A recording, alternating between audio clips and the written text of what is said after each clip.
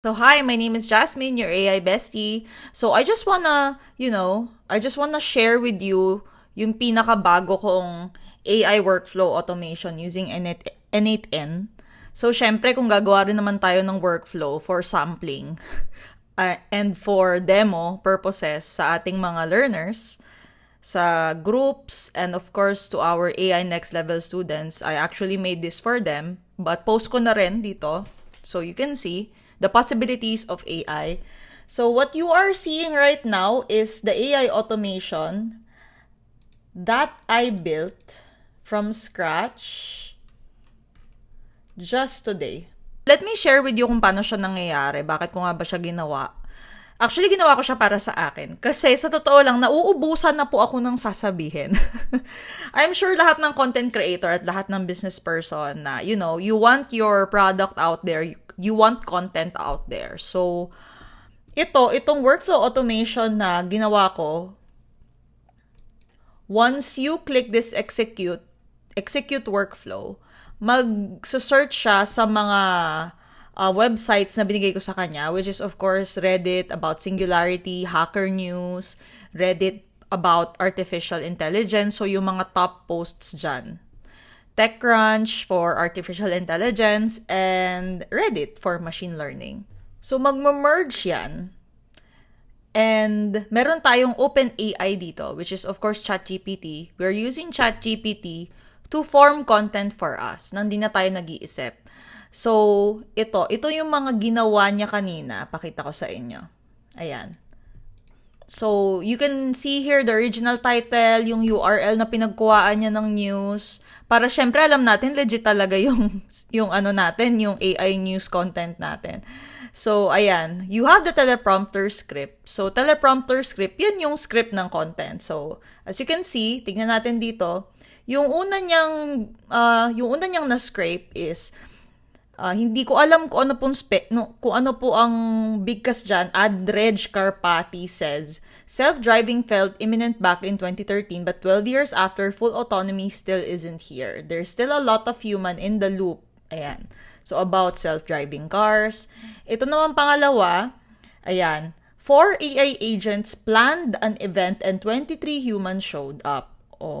Tapos, may kita mo rito yung topic. 4 AI agents nag-organize ng event, 23 humans attended. So, pwede tong thumbnail hook, no? So, guys, alam nyo ba, ito yung script. So, pag narinig nyo to sa TikTok ko, alam nyo ang gumawa nito AI. Guys, alam nyo ba na ang mga AI agents na parang real event planners na, grabe naman, 4 na AI agents nagtulungan para mag-organize ng event tapos mga tao 23 lang, 'di ba? Parang ang funny pero super mind blown ako kasi imagine mo ang future, hindi na kailangan ng human, bot na bahala, blah blah blah blah. As ang ending yan, so stay tuned and huwag kalimutan follow me for more AI updates. Kabarkada, oh my god, what is that? Hindi ako yan. So, kailangan pa natin i-tweak, no? Pero what I want you to see is kung paano siya nag-work. So, scrape tayo ng pangatlo. So, ang ginagawa ko, kinokolekta ko lang sila rito, yung mga pasado, na napupunta rito sa tab na to. And then, yan. So, delete na natin to para makita nyo. Sige, run na natin. So, when you click execute workflow, let's execute workflow for another content. So, isa muna yung pinapagana ko dahil di pa ako sawa sa kanya. Ayan, meron na tayong bago mga kaibigan. Let us see. Ayan. So, original title, Elon Musk is literally bowing out of the AI race. Okay. Elon Musk bows out of AI race. Grabe, parang Pinay na nag-ghost. Grabe siya. Okay. So, isa pa. Kasi gusto ko pa ng isa. And I'm sure gusto nyo rin ng isa pa. Okay. Gusto ko pa ng isa. Shoot ko to mamaya.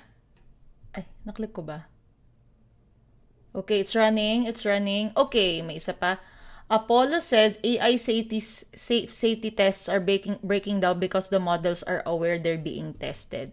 AI nag-breakdown, parang nalaman nakakaalam sila na tinetest silang robot. Okay, hindi ko gets. But whatever. But as you can see guys, in making content, sobrang helpful nito. Lalo na kapag fully configured mo sa requirements mo at sa gusto mo. So yun lang guys. I hope I inspired you to make your own AI workflow automation. And if you want to also learn how to do this template actually is mine. Hindi ko po ito kinopya sa iba. I did this from scratch just today and troubleshooted it. So if you also want to know how to do this will be our 4th week for the AI Next Level Bootcamp. Madali lang naman siya. Kailangan mo lang ng magaling magturo. Alright? So, sige. Thank you so much. So this is Jasmine De Luna, your AI bestie. And always remember that you are AI empowered, not AI powered.